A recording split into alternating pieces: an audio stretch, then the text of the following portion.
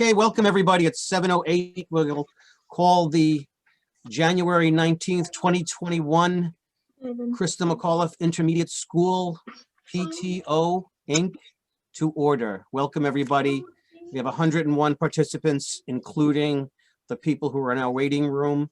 We ask that you come in with your real name as it appears in your Krista McAuliffe kids record.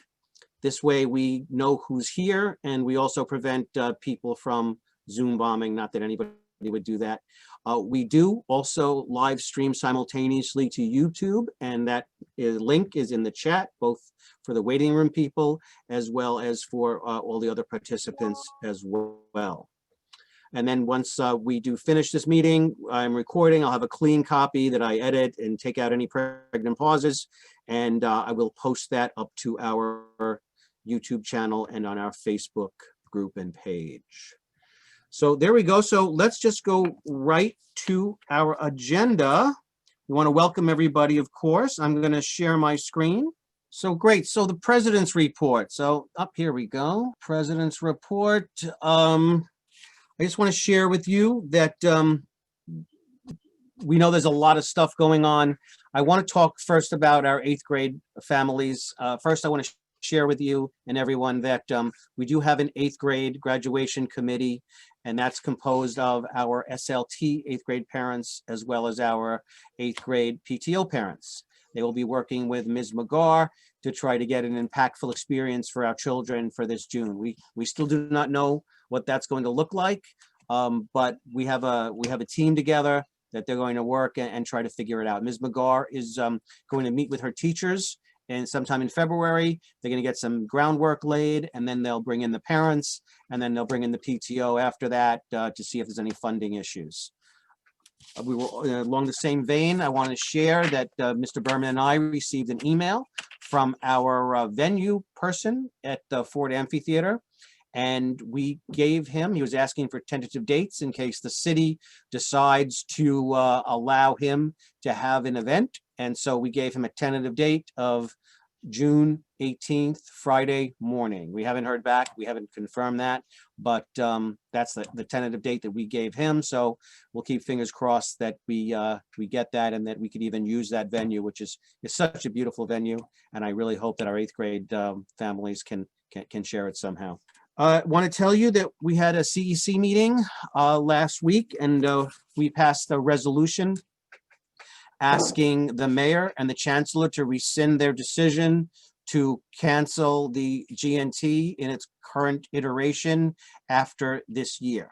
So in case you don't know, the mayor decided that we will be giving the 4th grade and all the other gifted and talented exams this spring, but this will be the last year that he's doing so. So if you have a youngin in another elementary school and you want to do that, that's this year's the last year. Of course, as we all know, it will be up to the next mayor and the next chancellor to either follow through or rescind. I will tell you that we got a lot of support from some of our elected officials. Peter Abadi spoke through Irene Chu, one of our parents, as well as William Colton, 2 assembly members. They came to the CEC, they waited, and they spoke, asking the mayor and the chancellor to rescind that directive. So fingers crossed. And again, we'll see who we're going to get next year, which leads me to middle and high school. Now, I'm sure everybody knows the high school portion. Miss D is going to speak about that a little bit more later, but as it relates to our middle school. So if you have a current 5th grader, next year, all middle school superintendent programs in District 20, formerly superintendent programs, that would be schools like Diker and McKinley and 229 and others that had a superintendent program, as well as Krista McAuliffe itself, 187, those seats that currently existed last year as either our seats, our screen school, or superintendent seats, those will be considered district-wide lottery seats. Okay, so there's no screening to get in them, but you can apply to this program through the district-wide lottery. So the idea is that anybody from within the district can apply to go to DICA or McKinley or any of the other programs that had a superintendent's programs, but only for those number of seats that were formerly superintendent seats.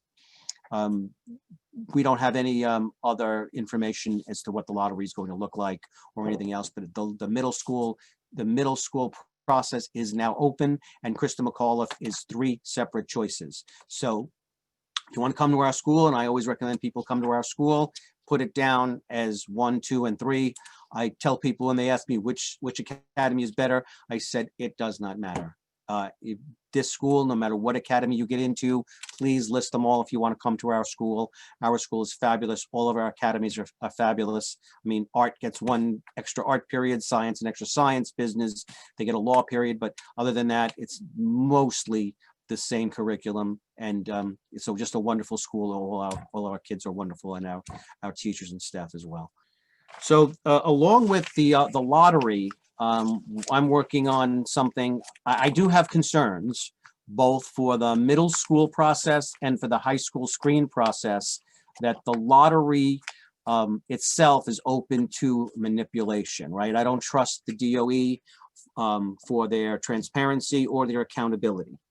So we are going to, at some point, when I say we, that's my organization, Place New York City, we are going to lobby specific lawmakers to put something in place to have a transparent process in regards to these lottery numbers, right? We want to make sure that no one jumps the line, no one gets put in a program ahead of someone else because they know somebody. And this all stems from a 2013 report by the controller, then John Liu, who was the controller at the time. He did an audit of the screened high schools, and he noticed a large percentage, when I say large, I think the number was 13%, of children who didn't seem to meet the metrics that were published for those screened high schools. So the question is, you know, whose kids were these? And I'm going to make a presumption that those kids were people who knew someone, right? Either politicians, DOE employees, other agency higher ups. You know, the list of people who jumped the line, but who talk a different game is pretty long, right? And that is our reason why we promote the SHSAT as a sole criteria for the 8 schools, because it is not gameable in the sense that your number's your number, everybody knows, and someone can't parachute in at the last minute or come September to take that spot, right? It would be too obvious, and they can't do that.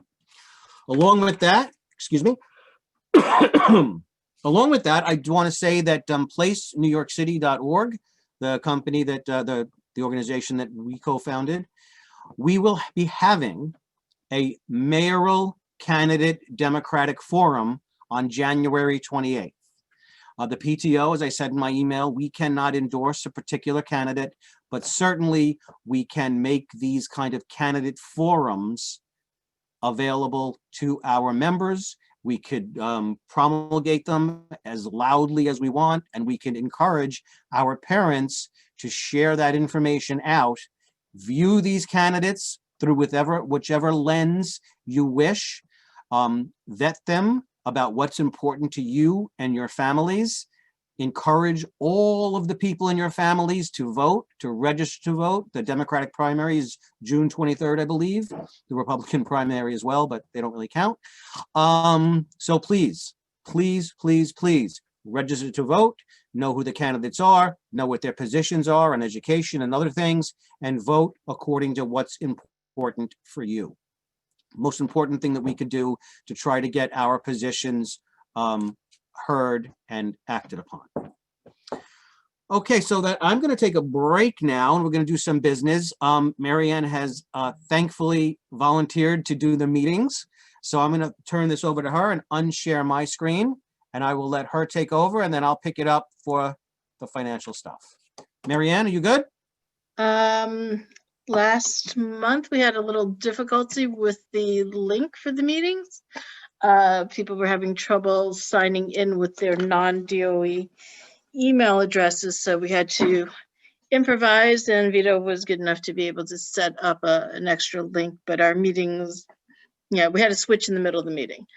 And we had to like cut things short a little bit. Anyway, so traditionally December was our holiday potluck, which obviously couldn't be held this year.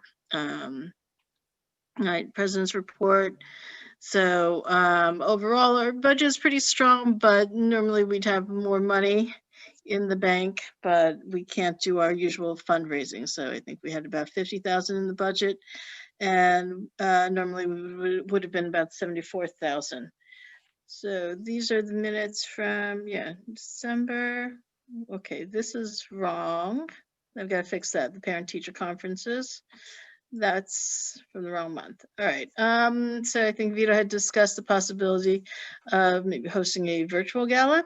Brooklyn Tech is doing some virtual stuff with their Lunar New Year celebration with pre-recorded dances and performances. We had review and passing of the November minutes. So the treasurer's report was updated to reflect the DOE interim and final financial reports. So when we go to the treasurer's report, you'll see the updated format again. A couple of entries from there, box tops and corporate matches that were from the prior year, but unfortunately we had to take a loss on some of our corporate matches because the checks got stuck in the office when we all went remote. All right, a couple of CEC updates. There were some resolutions passed. One resolution asking the city to immediately schedule the SHSAT and asking the city in the District 20 to use the third grade test scores and the fourth grade marking period 1, marking period 2 grades as a basis for middle school admissions. So the second resolution passed by the CEC was about COVID-19 testing in the schools. A lot of parents, especially elementary school parents, were concerned about how testing was being done and wanted to be present or have the option to bring the child to their own doctor for testing. Other District 20 news, we still don't have a new superintendent. Dr. O'Brien was still the interim acting, but they were hoping to have a decision this month in January. 7:30, we switched to the second link and Mr. Berman shared his report with us. And at that point, we had no information about middle school admissions. All right, no information about middle school openings. But there had been hope to, when we do reopen, we're hoping to be able to continue with 5-day in-person instruction for ACES students and move to 5-day in-person instruction for self-contained ICT students. School aides were still working on outstanding funds due to families for trips that were canceled last year, and diplomas were being mailed out to the students who had graduated in June. All right, so SLT updates, still working on graduation, and Ms. McGarr was going to start working on a committee about 8th grade activities. This one was a big one to me and really struck me about the stressed out students. So we had a little discussion about that. Instances of suicide ideation and instances of suicide attempts, and how we could possibly help the students alleviate that. And teachers were going to start looking at how much homework was being done, how much screen time the kids are expected to have. Then we ended with a Q&A session. So the meeting adjourned at 8 o'clock. Our link pretty much expired, and I think we had agreed that there wasn't a need for a new link at that point. Okay, so those were the minutes from the December meeting. So we need to vote to approve them. Make a motion to approve the minutes. Can I have one? Thank you, Madeline. Can I have a second? I second. Thank you, Michelle. Everybody approved, just yay, wave, yes. Yay. Anybody opposed? Anybody abstain? If there are any other corrections that people see, you can feel free to put it in the chat. I'll be able to see the chat. Okay, so if there's nothing else, we motion to approve the minutes passes. Thank you. Thank you. I apologize for being invisible there for a moment. So I'm going to move, first of all, any questions up until this point? There's some questions in the chat. I apologize for going too quickly. Somebody asked about the lottery, who actually does picking for each child's chosen school. So what happens is you rank them in your My Schools account, and then part of what I was speaking about is we really don't know what algorithm is being used. They're not very forthcoming as to exactly how this happens. Also, they haven't spoken about a waiting list. Last year, our waiting list expired on June 30th. That's kind of suspect to me as well, because, you know, most people, you know, July, August, we don't know exactly how many people, how many kids are not going to show up until at least the first or second week in September. And I understand principals are loath to move things around because they have so many kids and now they get money for each kid. And so they have their schedules. But the bottom line is we need to accommodate the parents and the teachers and the principals. They have to use all of their skills to make it work. But if a kid wants to come to Krista McAuliffe and we have 5 spots open on September 8th or September 9th, those 5 spots should be filled by people on the waiting list. That's not necessarily the policy right now, but we'll be speaking to people to try to get something like that implemented. The other question was about... There's a question on sibling preference. No, I know that. Oh, yearbook. Yes, we're going to have a yearbook. Is that we're going to go? I'm pretty sure they're working on a yearbook. Carla, have you heard? You could unmute, but I have not heard anything about yearbook yet. okay. I'm pretty sure, though. there is a yearbook committee, at least on the kids' side. Yes, they're working on it. Yeah, they're working on it. I think I think their advisor met with the publisher recently about it. Right. So no sibling preference for middle school. There's no sibling preference for high school. There's any change in the grading policy. So Mr. Berman will speak on the grading policy when it's his turn. I'm gonna refer that question to him. And is there anything about stuff that I've spoken about? Waiting list by lottery also. If there is 5, which of the 5 get chosen? So we have to figure it out, right? So the DOE is going to say something. They have to finish doing what they're doing, and then we'll take it from there, okay? But we are trying to advocate for something, and we'll wonder how successful we are. We'll see it when the DOE finally publishes what they're going to do. Okay, I mean, we'll have more questions later. So I'm gonna move on. I'm gonna share my screen again. So what we're looking at right now is the monthly financial report for January 2021. This was as of December 1st. We had 64,000. We got $700 in membership dues. That was the only income we had. The only fees we had were $15 in bank fees, $76 in water fees, leaving us a total of $64,656.21. And this is the 12/31/20 checking account bank statement. You'll see that that matches up. At this time, we're going to have to take a vote on the proposed. This is in a proposed amended budget. I sent this out to everybody in an email, but we'll look at it here, and I'm going to try to go a little bit more slowly. So in previous years past, the budget wasn't so much a budget as it was kind of like a wish list, right? And a maximum amount of money you can spend on any one item. It's what I inherited when I took it over. So you had like a list of expenses, and we would have like, well, we could spend up to $25,000 on air conditioners, and we could spend up to $15,000 on this and $20,000 on that. And so we maybe had $200,000 or $300,000 on the expenses side. And if you added up all the projected income, and if you added up what we had in the bank, it didn't go anywhere. It didn't balance in any way, shape, or form, right? And Michelle, thankfully, Michelle's looking at this, and we want to be more professional and we want to be more legitimate. And so she's actually using sound accounting practices. Thank you very much, Michelle.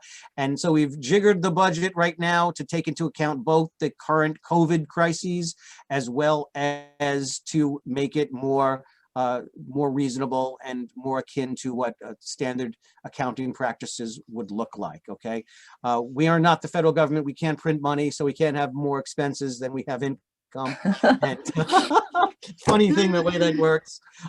We can't borrow money. We can't put it on a credit card. So these are actually pretty good numbers. And come June, we'll actually have a budget for next year that we will put together by using the actual numbers of what we spent previous years, probably 2018, 2019, and we'll actually plug these numbers in with the amount of money that we actually raised, and we'll have a basis in reality, right, about what we could expect for our for our expenditures and our income. And of course, if down the road something happens and we need to ask for money, we as a PTO are allowed to spend, if the executive board agrees, up to, I believe, $2,000. It's in our bylaws for an emergency. So when Mr. Berman needed contactless thermometers, the executive board discussed it, we approved it, and we did that, and then we let people know after the fact, and that's in our bylaws. That procedure is in our bylaws as well. So if something happens, and I'm going to go down a little bit, like for example, air conditioning repair or replacement. Well, $1,500, that will get us maybe 1 or 2 air conditioners. If we get back into school, if we realize that we need 5 or 6 air conditioners, it just means that we'll have to come back and we'll have to explain what we want and why we want it, and we'll ask the membership to approve it at that time. So there's actually 3 pages on this, and I want to look at some things back here again on the first page. So this is also going to be a little bit of a shout out to a parent who I don't want to name, but a parent recently gave us a very generous donation of $1,000. Thank that parent so much. I don't want to mention that person's name, but thank you.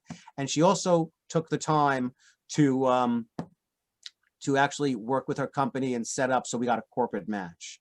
So this $1,000 donation became $2,000, and that is I believe the single largest donation that we received since I've been here over the last 5 years. So shout out to. And I can say it's certainly the largest donation since I've been the principal, which has been 17 years now, by far. So thank you very much, whoever you are, on behalf of our students. Yeah. When I want to look, I want to bring you towards Spring Gala here.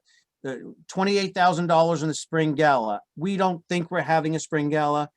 Kim Gillet, the vice president of fundraising, she's still contemplating. Hey, Kim, you made it. She's still contemplating doing some kind of virtual gala. But my intention to bring it up now is to show you. So we're showing expenses of $28,000 here. And then if you scroll down, you'll see. I'm sorry, that's income of $28,000. And you might scroll down, and we may have to go to a different page. You might scroll down to see gala expenses somewhere. You see it? And gala, yeah. It's 2020 gala expenses, virtual auction, and medal raffle. Yeah, $10,000 right there. Right. So what it is that we're showing how much money we would get minus the expenses, and then you figure out that we would make a profit of, say, $18,000, and that's comparable to what we actually did 2 years ago when we had a gala, right? So it all kind of makes sense based upon previous spending and income, and it's all there. And Michelle, thank you so much again for all the work you did. We also put it on the new and improved budget sheet. This budget sheet is a standardized sheet that we're using across the DOE, and it has all these fun little captions that are already pre-done for us. It tells us exactly what has to be done. This budget's got to be filed with Mr. Berman by the June PTO meeting, or whenever you update it, as is the case in tonight's budget. So you need to look at those 3 pages, and then we need to vote to approve the budget. And we'll do it the same way. Everyone can unmute. I need a motion to approve the budget. I need one person to make a motion to Motion. approve it. Kim, Motion. I need someone to second it. Madeline, thank you second very it. much. Which Does, season? let's do it this way. If anybody objects to approving the budget, please put it in the chat.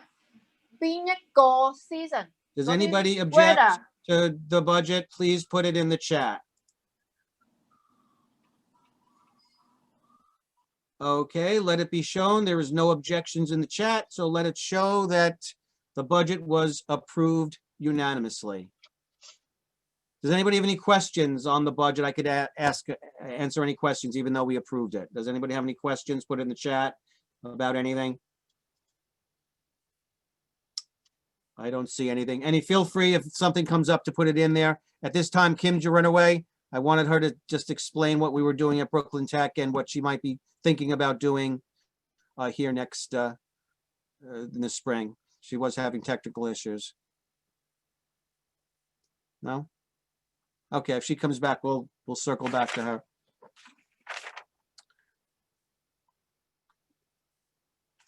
Okay, so all of our homework stuff has been done and all of our housekeeping and everything else. So now, Mr. Berman, would you like to take it and do your report and see what curveballs we could throw at you? Oh, sure. I'm very, very happy, and I'm thrilled to see. It looks like 130 participants here tonight. Thank you all very, very much for spending the time with us this evening to learn about our school, learn about what's going on, share your thoughts and your feelings with us. And I do look forward to answering any questions that you might have.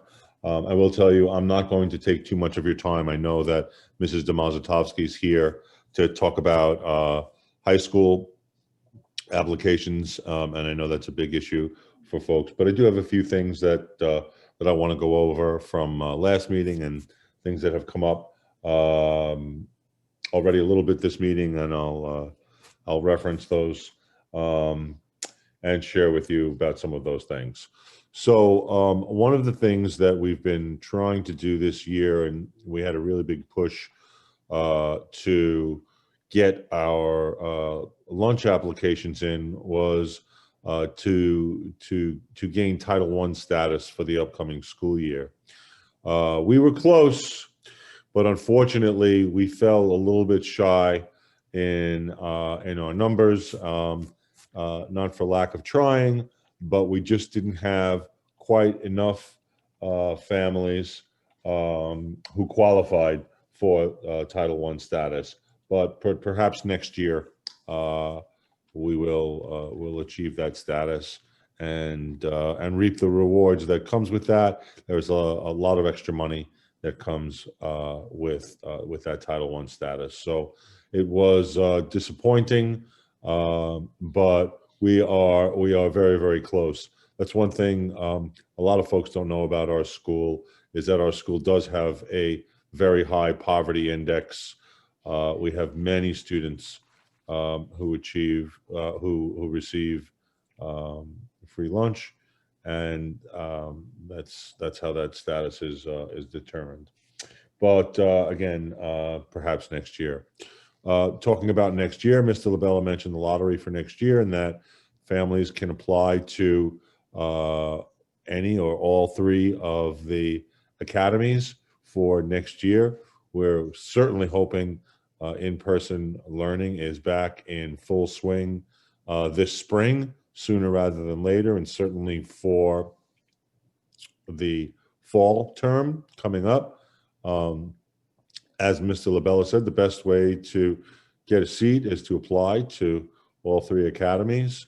It will be all lottery based this year, and we don't normally have anything to do with the admissions process, and we certainly don't this year. I presume, like years past, they'll send us a list of students who will be coming to our school. I do encourage everyone to apply, whether you are a special needs student with an IEP or a gifted student or anyone in between.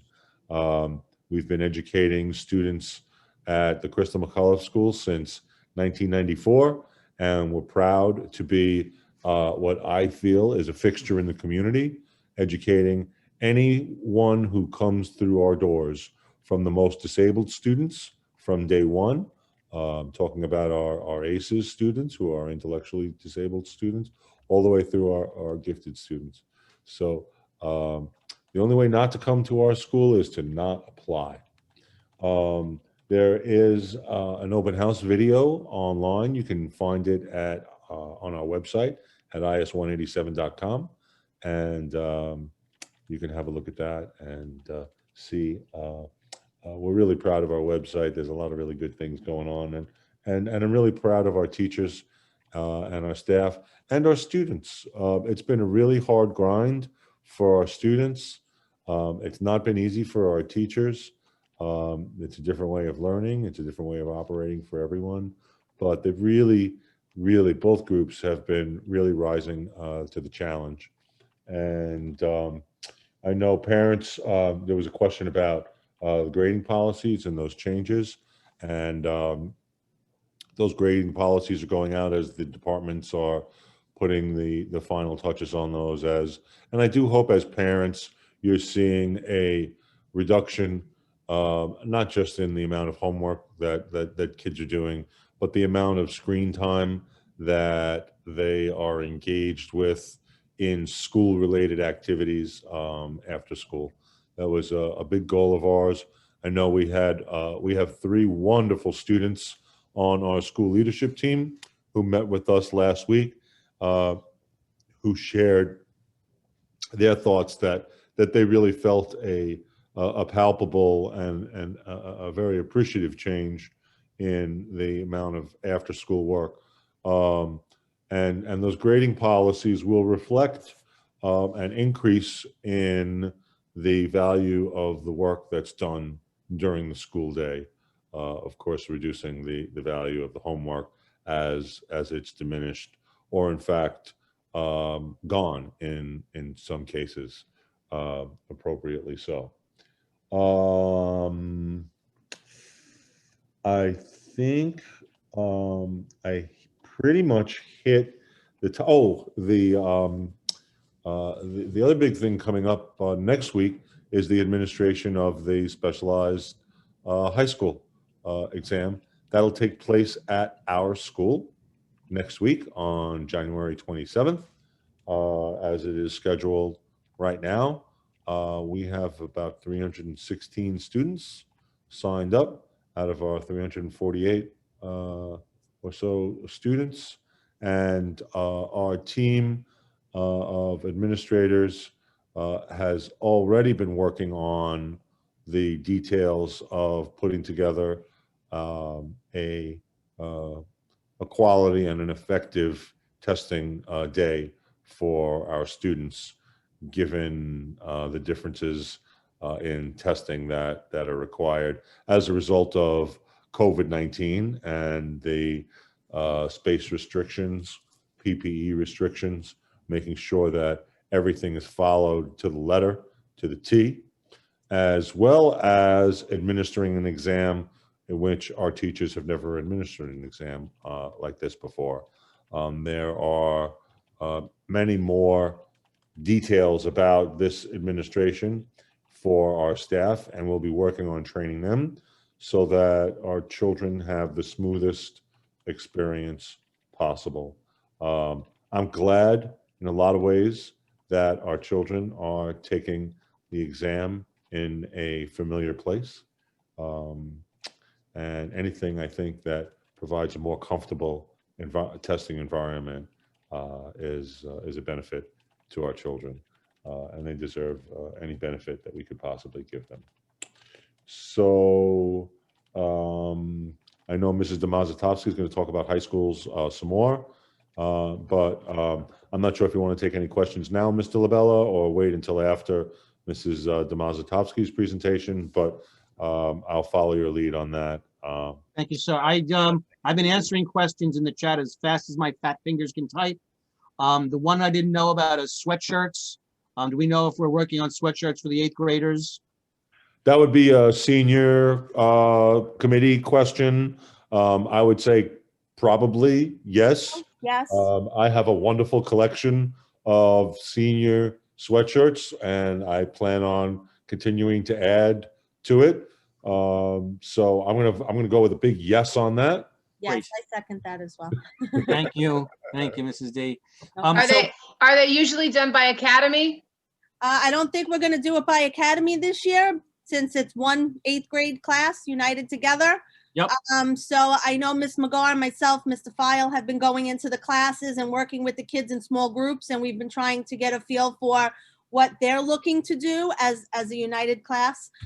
So Ms. McGar is working on that, and we want the kids involved in that process as well. So more to come on that. What a Thank great you. segue to Mrs. Domazetovski, huh? Yes, we'll just do a couple more questions. Let's clean that up first. The June 18th date, if we don't get forward, will we do something ourselves on that date? Okay, that's a good question, and I think what we do depends squarely on what the city and the state allow us to do. Right. It's incredibly hard to project what can be. I know one of the things that we talked about at a minimum is having some kind of in-person ceremony, even if it's for ridiculously small groups of students, whether it's, you know, one class at a time, and having those students be recognized somehow, some way, under a tent in the schoolyard. Whatever it is, something to recognize the students' achievements in as honorable and as nice as a way as we possibly can. Okay, so I'm seeing a lot of questions about SHSAT, and I'm going to let Mrs. D do her presentation in case that she will have answers to those, and any questions that she did not answer, we will come back to them at that point. Does that sound good to everyone? Sounds great. Mrs. D, you're up. Thank you again for the opportunity to talk with all of you about the high school admissions process. I know that this year there are so many unknowns. I do appreciate your patience, and I promise that as the information is available to me and to my team, we will be sharing it with you. Again, this is all coming from high school enrollment, and we are getting it as they are trickling it over to us, okay? So the high school admissions timeline, I know there was some information or misinformation that was put out on Sunday regarding the deadline for the registration for the SHSAT. It had just passed January 15th. However, if families still have not registered, you have until January 28th. And test tickets will probably become available within a few days before the 27th. And then families who registered after the deadline of the 15th will most likely be given the later testing date of February 7th. Please don't hold me to that. Again, all these dates come from high school enrollment. So once I have more information on that, I will let you know. The non-specialized high school application window will open the week of January 19th, and you will get an email notification to whichever email that you have set up in the My School system. You will get an alert that the application is open and you can start going in to create your child's application. The application is due the week of, the deadline for the application is February 23rd. Let me just give you that date. However, as in past years, I do ask families to try to get it into me a little bit before then, preferably for us this year during the week of February 8th, mainly because of our February break starting on February 12th. And then as soon as we come back on the 22nd, the deadline is the 23rd. So if you can work with me just so that I can review applications, I will do my best to provide feedback if it's requested. If you are confident and you know that this is what your application is going to look like and you can get it in a little bit earlier, I would greatly appreciate it. If there's any extreme circumstances or you need more time, just please communicate with me, especially during this time. I always stress the importance with the students and with families that communication is key. I know it's a little bit more difficult. I'm not in the office. It's harder for you to reach me, but just please communicate with me through email and I will get back to you. Okay. Deadline for registration for LaGuardia auditions is February 23rd. And all other, and for the audition files to be uploaded, the deadline is March 1st. Okay. As many families know, in past years, the acceptances are usually in by the end of February, early March. We're looking at late spring, end of June, July for high school acceptances to be released, and then the wait lists open. I'll go into detail later about the process for wait lists, and then we will close wait lists early fall. Does anybody have any questions about deadlines and dates? Did you say that they came to a determination about wait lists already for next year?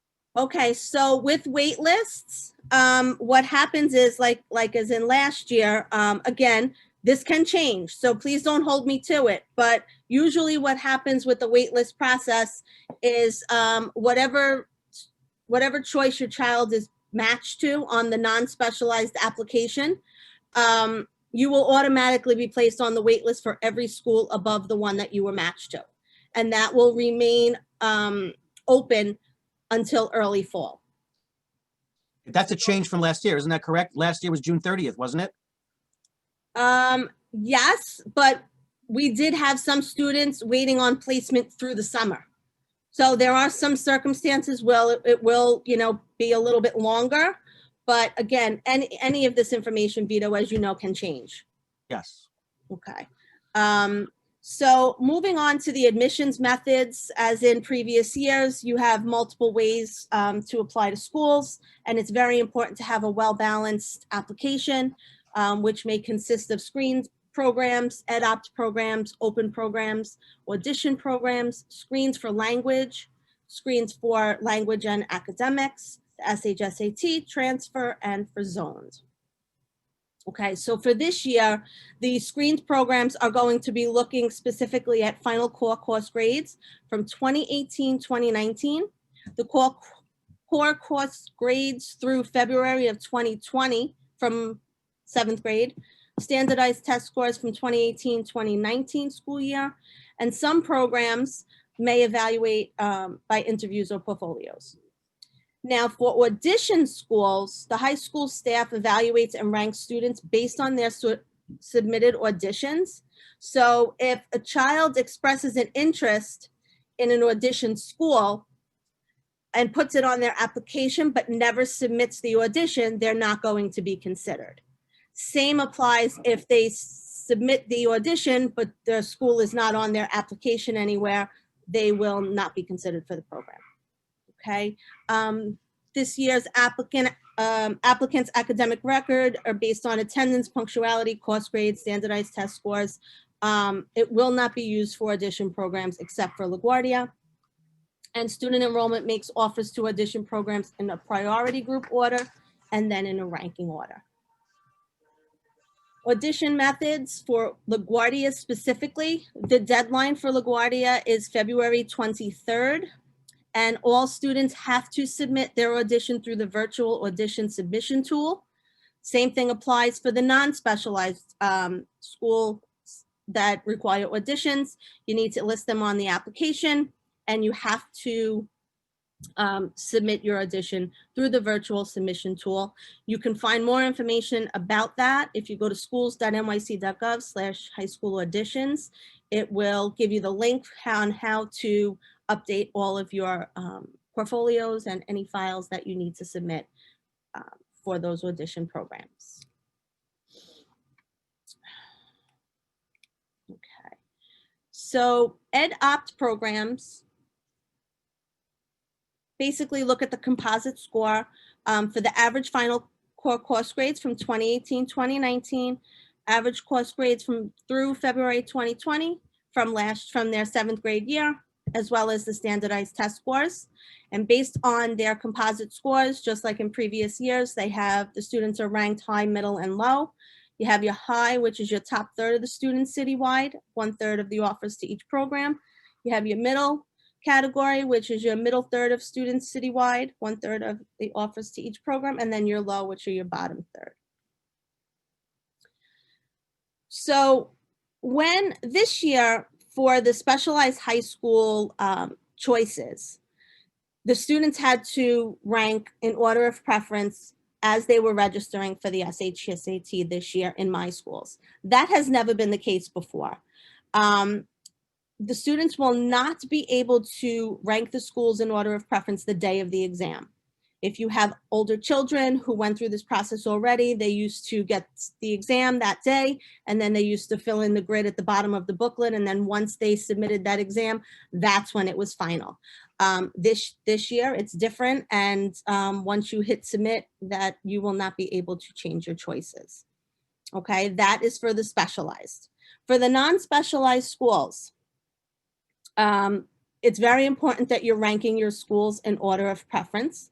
And please know that high schools cannot see the order of the programs on your children's application. You need to list up to 12 high school choices.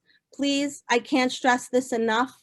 And if through this process, if I do call you because your child only put 3 or 4 schools on their application and you don't have a zone school that is assigned to you based on your address, I'm not calling to make things more difficult for you, but the reason I will ask you to provide me with more choices is because I want to maximize your child's chances of being matched to a school that they want to go to, as opposed to them possibly being matched to a school that was never on their application if you don't have 12.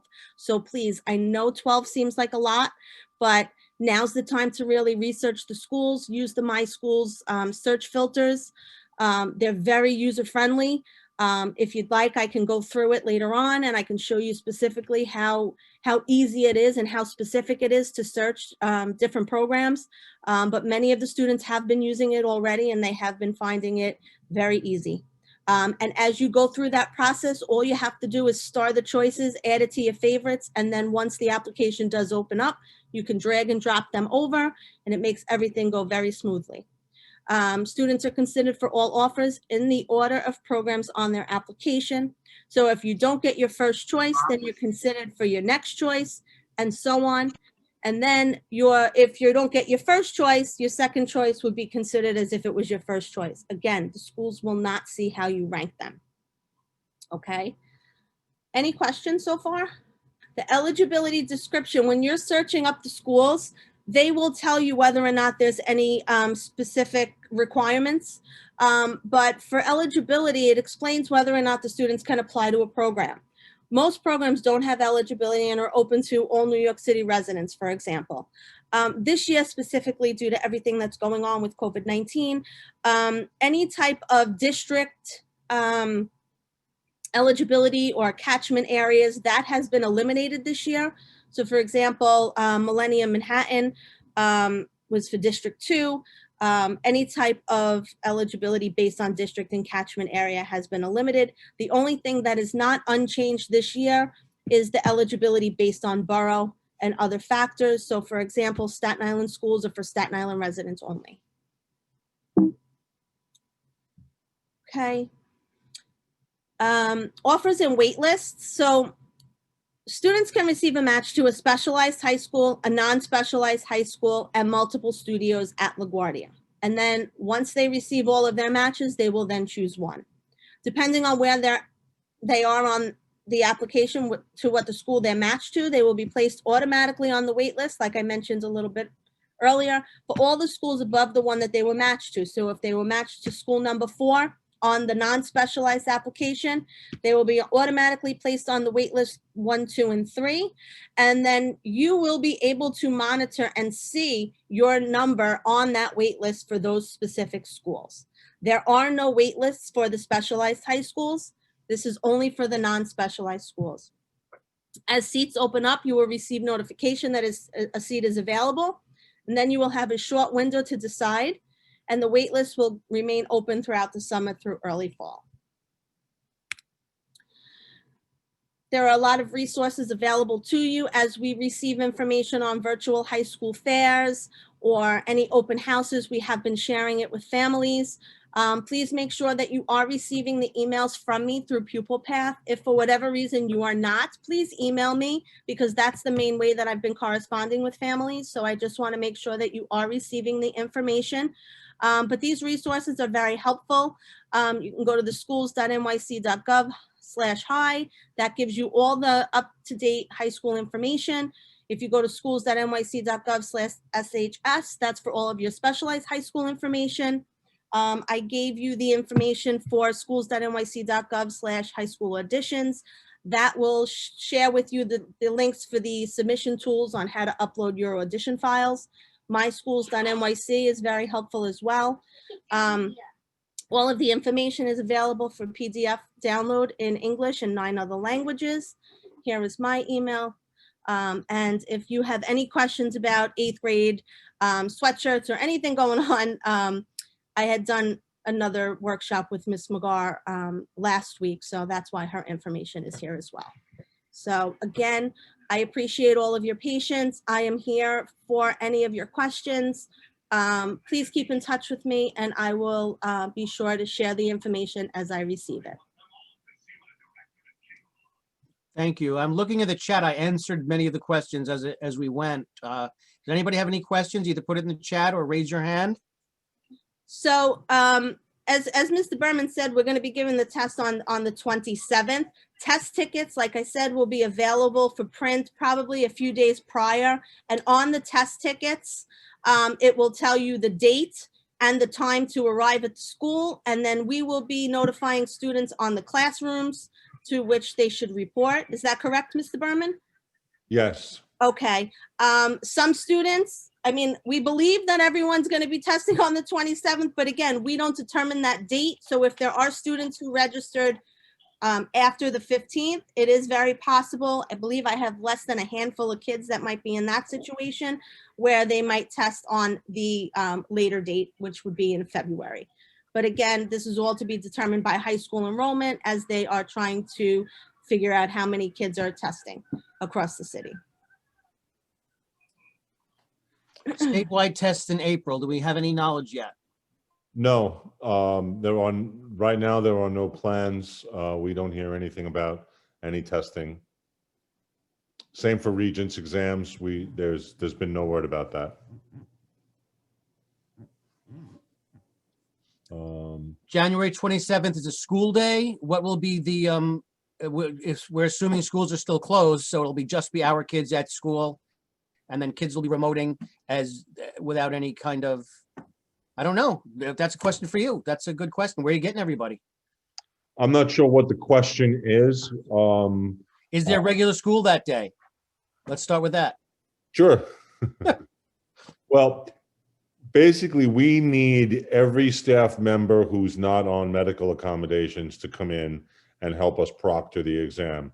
We actually need more people than that. We're requesting additional substitutes to help us with all of the students that we need to test. Students whose teachers are on medical accommodations will have those teachers. It'll be a regular day for them. Other students whose teachers are coming in to proctor the exam, it'll be an asynchronous day of learning for those students. Yep, there we go.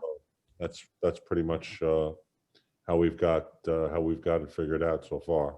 I do see lots of questions in the chat. Are you going through them, Mr. LaBella? Most of them I've gotten to. The other question is, we don't have a time yet. We don't know what time the test will be given. No, but I do expect students to be required to be at school at 8 o'clock. It'll be a long day. It's a 3-hour test. It's about an hour of prep. Students with test mods get even more time. The building is open only for the test. Yes, that's correct. Graduation. Students will have to bring their test tickets with them the day of the exam. That's just a reminder. There is a makeup exam, I believe. There is a makeup exam on February 10th. Yes, and Uh, medical documentation needs to be provided in order to be granted the makeup. I see there's some questions about the composite score for high schools. I do not know where that score is available. Do you know about that, Mrs.? I am not sure.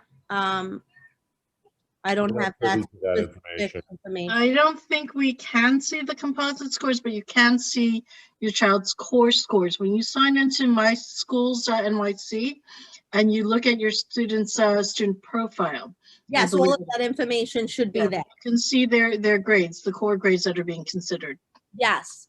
As I've been navigating through the My School system, pretty much I've noticed on a regular basis, there's been new and updated information. So all of the students' grades that are being considered that the schools are going to see, it's there now. And just so eighth grade families know, we are hoping to be able to dismiss children as soon as they're done with their exam, and not have to keep them till 2 o'clock.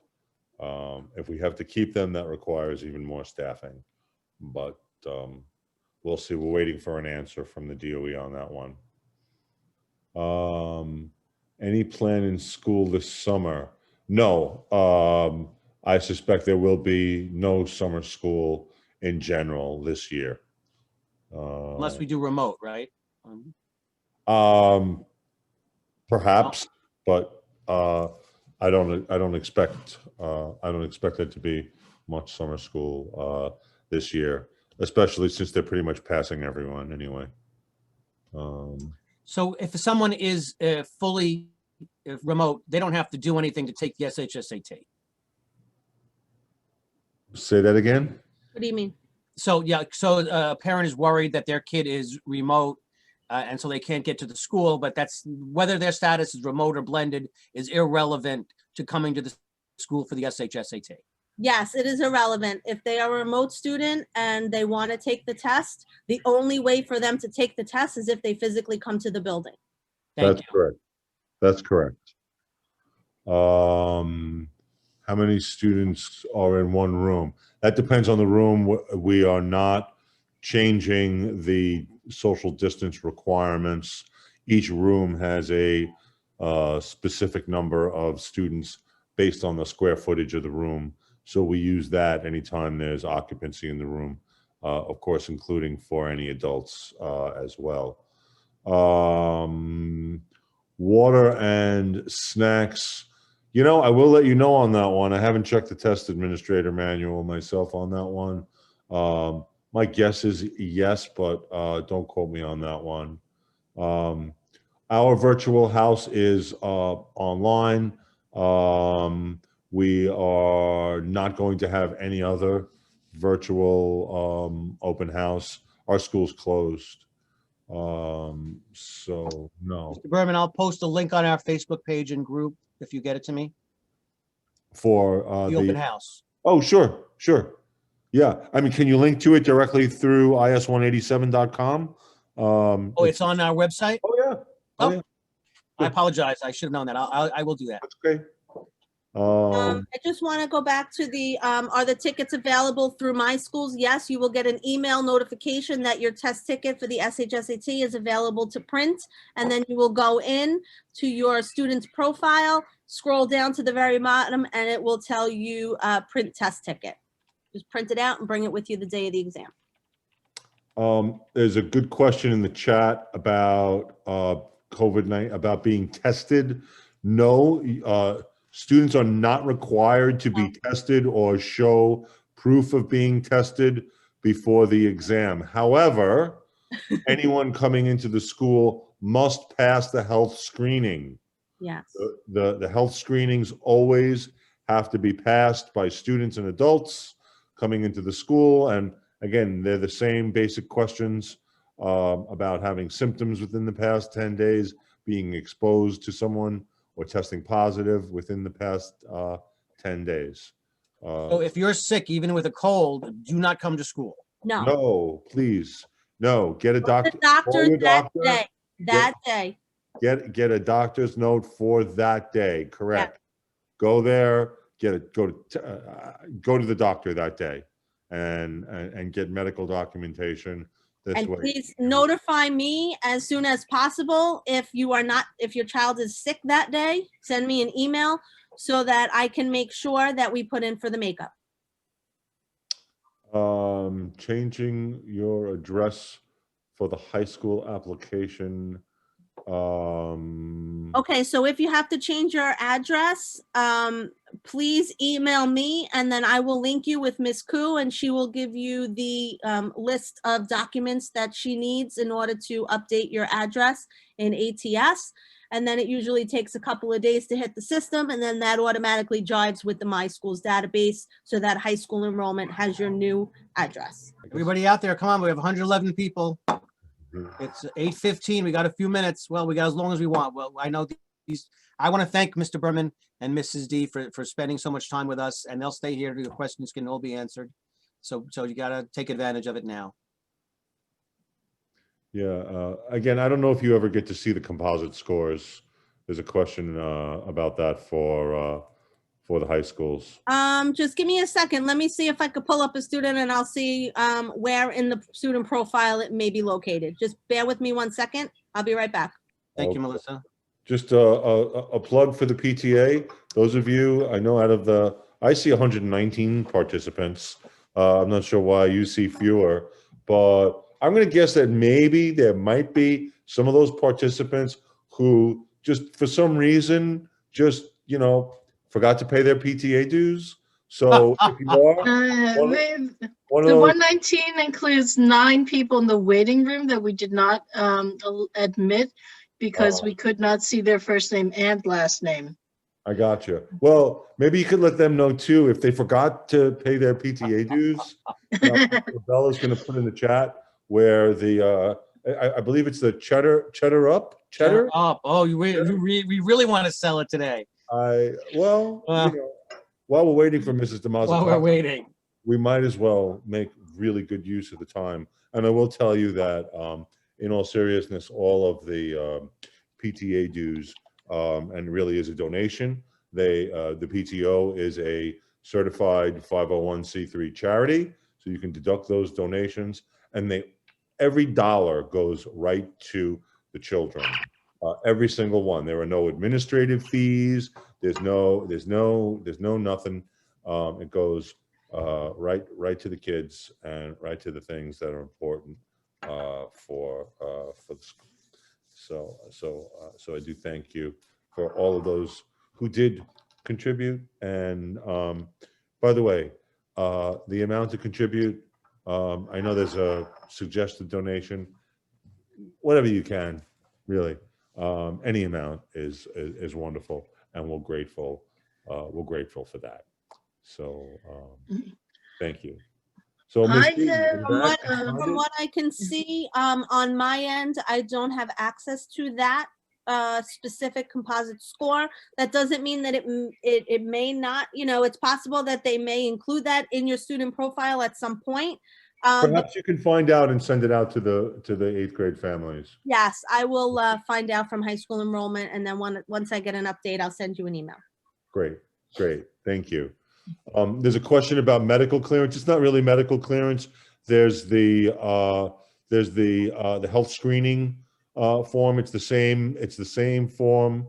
I can put the website in the chat that students used when school was open. The health screening website is, there it is, healthscreening.schools.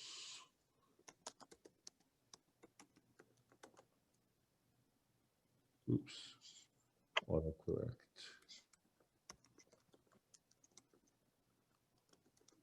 There you go.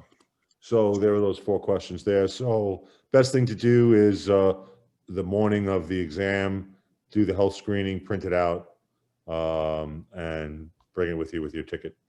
And you'll show it to the person. Students will have their temperature taken when they come in, and that's how that will go. should go very, very smoothly. And our team has been working at it now since last week.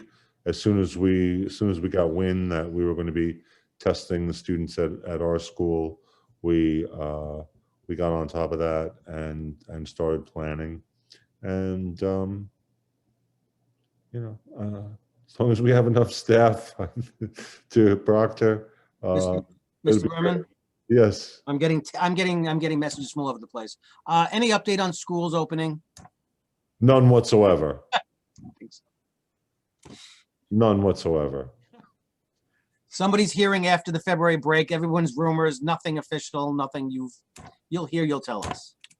I have heard nothing. I'm pretty sure principals will be the last ones to know. I don't think students are allowed to have any type of devices with them when they come in for the test, unless, we're going to collect. Are we collecting them, Mr. Berman, or are we advising families to have them stay home? No, I'd rather not collect them, but Okay. there will be no electronic devices That's what I think. in the testing rooms. Okay. So I do suggest that be a day to leave the electronic devices at home. Mm-hmm. Yeah.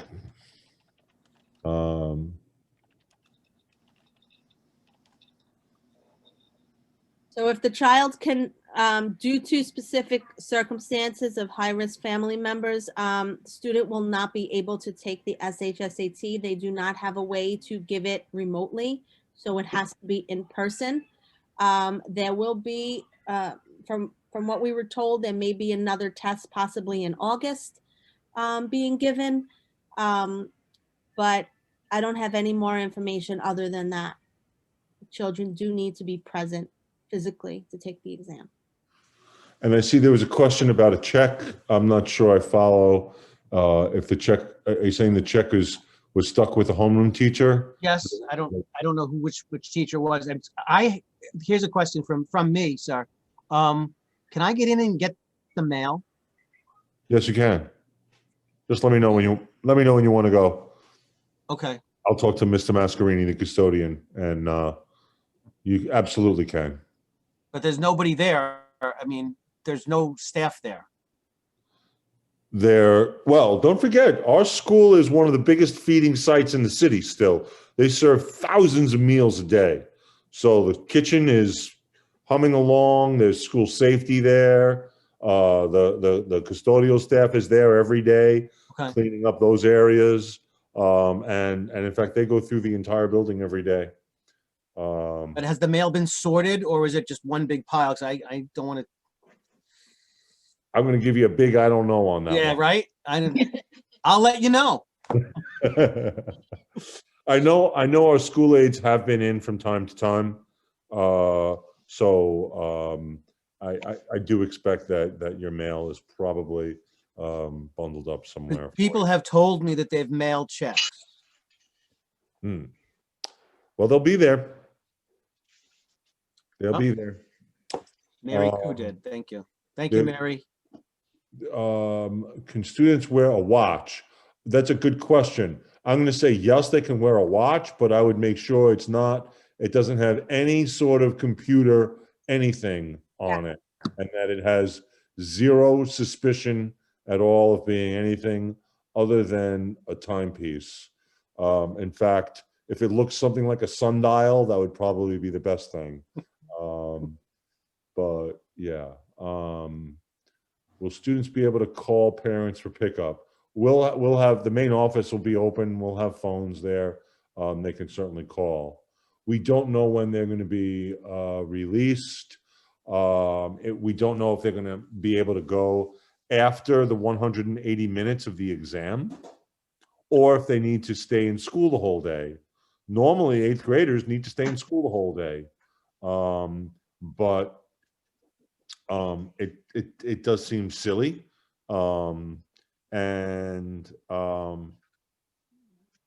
haven't gotten a definitive answer from the DOE yet on that. They're bouncing that around. I'm sure if we do release them, we'll be very, very clear with you when they'll be able to be released. I don't think anyone gets released before the 180 minutes. No, I think the minimum is the 3 hours. I think that is still the same. And then there's about an hour of preparation before that, as I had mentioned earlier. So, yeah. It's a long day for the students. It's a long day. I do not believe there is a break in the exam for lunch. I believe they're going to work straight through. Yes. And any student who has testing accommodations will have double time. And I believe there will be some sort of waiver so that if they do finish the exam prior to the 6 hours, they possibly can leave, but more is to come on that as well. And I do believe that those students do get a break. Yes. There is a break in between.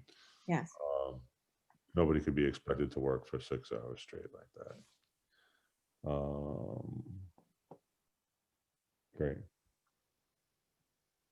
Okay, we're gonna wind down, everyone. So last licks here. Great questions, though. Yeah.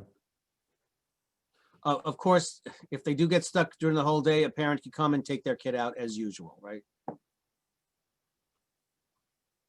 Yes, assuming that, I mean, yeah, assuming they're done with the exam. Yeah. Right, yeah. Well, I guess you could take your kid out in the middle of the exam. I don't know why No. you really do that. That would not make that would be. I don't think that's what they were asking me, though. I Okay. think, because you'd mentioned that they might be there for a full day, but They might be. They might be. oh, wow, good question about a mask. Yes. Oh, absolutely. Yes. Yeah, the social distance and the PPE requirements have not changed at all. We will have hand sanitizer in every classroom. We will have masks in every classroom. The rooms will be cleaned multiple times before the students even get there. And of course, after they leave. I would say, I was just going to say, I would wear warm clothing. Yes. That is very, very important. And if Yeah. for whatever reason your child is not feeling well the day of the exam, please do not send them in. I know we mentioned it before, even if they have a little bit of a stomach ache, they think they can hold through. Same procedures will apply. If they start that exam and they get sick in the middle of the exam, unfortunately, it is what it is at that point. So as we always advise families in the past, if your children are sick, don't allow them to start that exam because it would be voided if they don't finish. Right. And the comment is, please make sure the room is warm. No, you have to understand the windows are going to be open. It's probably going to be very cold. So no, we cannot. I mean, the heat is on, but when the windows are open, depending on which side of the building you're on and which way the wind is blowing, it can be chilly. So bring, dress for being warm. I would make sure you have a hat at the very least, a hat to, We have to keep the windows open. I have a question. This is not about the test, but this is more about what next year is going to look like for the school. Sure. Since the 6th grade is going to be a lottery, Mm-hmm. do you think you're going to reinstitute academies next year? Yes. And do we have ESL teachers right now? Like, do we have ESL students? Do we have any teachers who are TESOL licensed? The answer to both questions is yes. Oh, cool. Yes, and yes. I'm relieved. I think I'll ask a follow-up question for you. Are we going to need more ESL teachers or ENL teachers?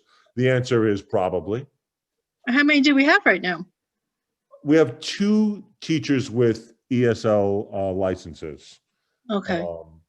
Yeah, we don't have a high demand, but we do have some.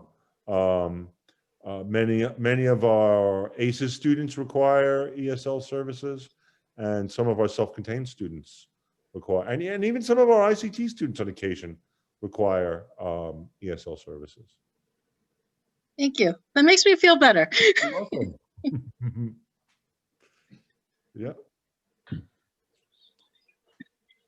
If a student is sick on the day of the test with proof of a temperature, so they come in, they have a fever, they're not feeling well, we won't have the child start the exam. We will advise you to take your child to the doctor that day and provide a medical documentation that they were seen, and then we can put in for a makeup.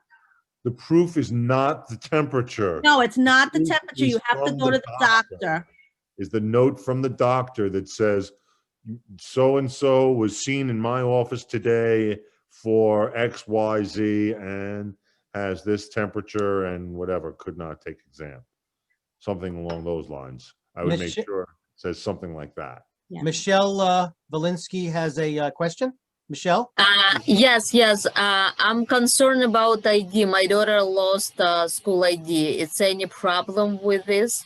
No, No, just bring your test ticket. it's not a problem. That's one of the benefits of having the test taken here. Our teachers know our children, so no, it's not. Okay, thank you. You're welcome. Not a problem. You know, I always wondered about that at the actual big testing sites over years past, if, you know, people were able to just sort of go in and say, I'm so-and-so and take the test, but never mind. That's too nefarious. Sounds like an SAT scandal to me. Yeah. No, we won't have any of that here. Oh, no. Okay. Going once, going twice. Any other questions? Come on. All righty, it's 8:31. I don't see anybody with a hand up, and I don't see any questions in the chat. You're welcome, Lisa. Thank you, everyone. Thank Thanks you, for coming everyone. today. I need a motion to adjourn. Say, Madeline, thank you. Coming through. Second it to someone. Adjourn. Thank you, Michelle. So we are adjourned at 8:31. Thank you all. Thank you, Mr. Berman. Thank you, Ms. D. My You're pleasure. welcome. Yes, well done, Mrs. D. Thank you. Thank you.